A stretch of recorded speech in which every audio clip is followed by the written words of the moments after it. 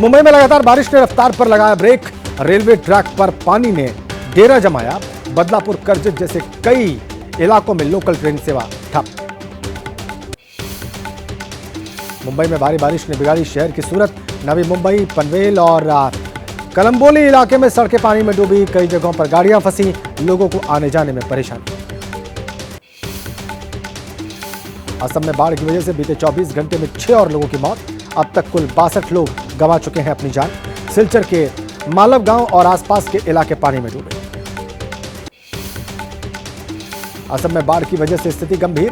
30 जिलों के 25 लाख से ज्यादा लोग प्रभावित। बाढ़ से 114 जंगली जानवरों की हुई मौत। केंद्रीय गृह मंत्री अमित शाह ने सीएम हेमंत बिस्व शर्मा से ली हालात की जानकारी। केंद्रीय गृह मंत्री अमित शाह ने एक्स पर पोस्ट कर कहा, असम के लोगों के साथ मजबूती से खड़े हैं पीएम नरेंद्र मोदी। एनडीआरएफ और एसडीआरएफ असम में युद्ध स्तर पर राहत और बचाव के काम में जुटे। नेपाल में भारी बारिश होने के कारण बिहार की सभी नदियों में उफान। गंडक नदी के जलस्तर में भारी बढ़ोतरी। गंडक बराज के सभी 36 फाटक खोले गए। मूसलाधार बारिश से बिहार में खतरे के निशान के करीब पहुंचा नदियों का जलस्तर। पूर्वी और पश्चिमी चंपारण जिलों के निचले इलाकों में लोगों को सुरक्षित स्थानों पर पहुंचाया गया। बिहार के हाजीपुर से आई डरावनी तस्वीरें। उफान पर बह रही गंगा नदी। राघोपुर में ओवरलोडेड नाव पुल से टकराई। नदी में युवक गिरा, जान जोखिम में डालकर सफर कर रहे लोग। बिहार के सुपौल में कोसी बैराज से छोड़ा गया 3,03,000 क्यूसेक पानी। बैराज के 31 फाटक खोले गए। रिकॉर्ड स्तर तक पहुंचा बैराज का जलस्तर। बराक क्षेत्र में तेजी से बढ़ रहा पानी। ऋषिकेश में भारी बारिश के कारण टोटा घाटी के पास भूस्खलन। सड़क पर गिरा मलबा। ऋषिकेश से रुद्रप्रयाग जाने वाली सड़क बाधित। मौसम विभाग के 9 जिलों में भारी बारिश के पूर्वानुमान को लेकर उत्तराखंड के सीएम पुष्कर सिंह धामी ने अधिकारियों को दिया हाई अलर्ट पर रहने के निर्देश। लोगों से सतर्क रहने की अपील की। उत्तराखंड के जिम कॉर्बेट और सल्ट क्षेत्र में हो रही बारिश से मोहान के पास रानीखेत स्टेट हाईवे स्थित पुल टूटा। दरार आने से आवाजाही बंद। 80 साल पहले अंग्रेजों के समय में बना था। उत्तराखंड के कोटद्वार में भारी बारिश के चलते सड़कों पर पानी भरा। मालन नदी पर बना वैकल्पिक मार्ग ध्वस्त। पिछले साल हुई बारिश के चलते नदी पर बना पुल टूटने से कट गया था सफर। उत्तराखंड के हल्द्वानी और नैनीताल में भारी बारिश का रेड अलर्ट जारी। डीएम वंदना सिंह ने लोगों को सतर्क किया। संवेदनशील इलाके में रहने वाले लोगों से सुरक्षित स्थानों पर शिफ्ट होने को कहा गया। उत्तराखंड में अगले 24 घंटों में भारी बारिश का अलर्ट। मौसम खराब। नैनीताल के चाटन लॉज क्षेत्र में जबरदस्त लैंडस्लाइड हुआ।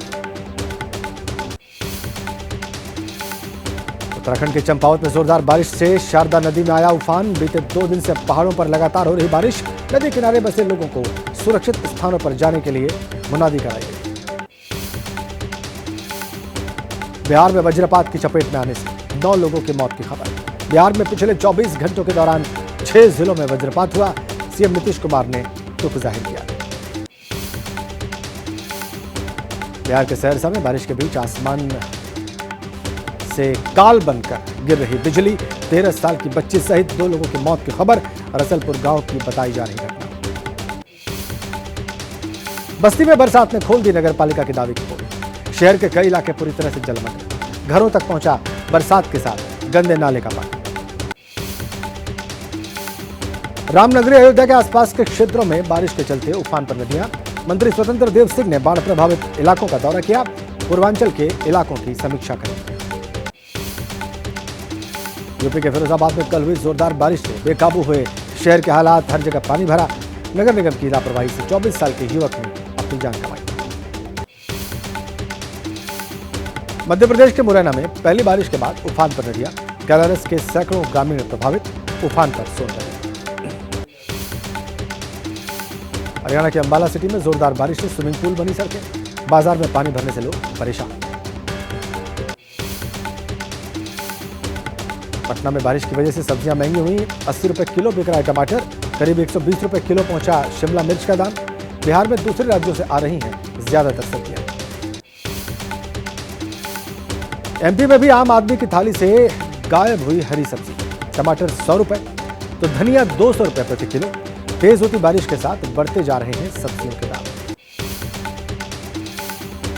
गुजरात के सूरत में 5 मंजिला बिल्डिंग गिरने से बड़ा हादसा।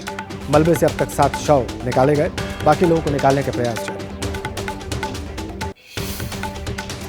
सूरत की पुरानी इमारत में थे 35 कमरे। गिरी बिल्डिंग की मालिक एक विदेशी महिला।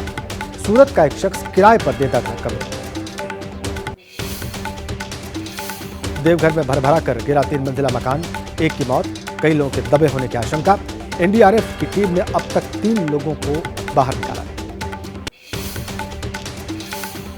जम्मू कश्मीर के कुलगाम में 2 जगहों पर आतंकियों के साथ मुठभेड़। सुरक्षा बलों ने मार गिराए 5 आतंकी, 2 जवान भी शहीद। हिजबुल मुजाहिदीन से जुड़े बताए जा रहे हैं सभी आतंकियों के तार।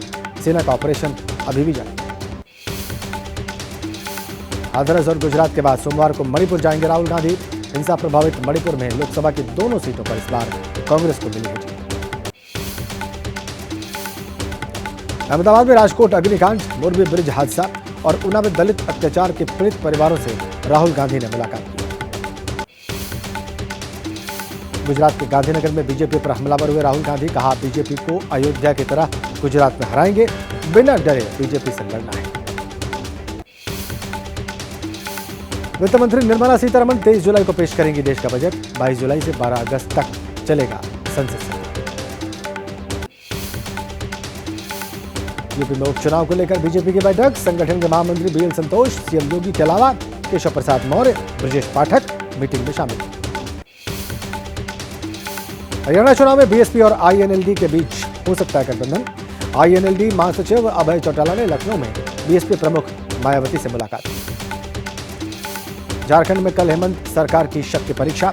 फ्लोर टेस्ट में साबित करना होगा बहुमत। कल शाम ही मंत्रिमंडल का होगा विस्तार।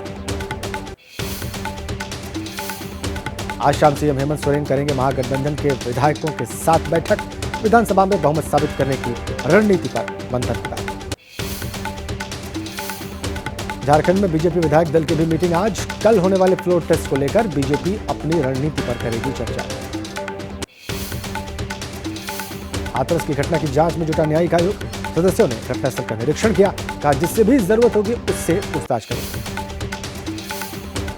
न्यायिक आयोग घायलों और मृतकों के परिजनों से भी करेगा मुलाकात। घटनास्थल पर मौजूद प्रशासन और पुलिस के अधिकारियों का दर्ज करेगा बयान। हाथरस मामले में संदिग्ध रामप्रकाश शाक्य को आज कोर्ट में पेश करेगी पुलिस।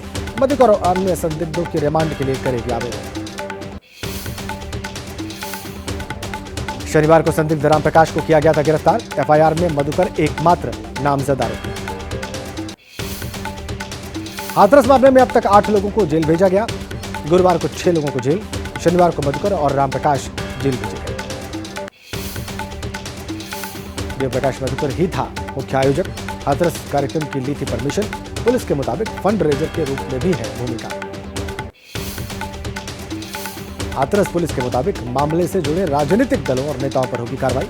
मधुकर को कस्टडी में लेकर पुलिस करेगी पूछताछ। हाथरस के एसपी निपुण अग्रवाल ने कहा, आयोजकों ने अव्यवस्था फैलाई, उनसे नहीं संभाली गई भीड़। अब तक की पूछताछ में नहीं मिले सूरजपाल उर्फ बाबा के दोषी होने के साक्ष्य। एटा में बोले यूपी सरकार के मंत्री जयवीर सिंह, दोषी होने पर बाबा भी होंगे गिरफ्तार। जयवीर सिंह ने अखिलेश पर लगाया ऐसी घटना पर राजनीति करने का आरोप। यूपी सरकार के मंत्री ओम प्रकाश राजभर ने हाथरस की घटना को लेकर एसपी नेता अखिलेश पर निशाना साधा। कहा, अखिलेश ने अपने एक्सपोस्ट में भोले बाबा को दी थी भगवान की शक्ति।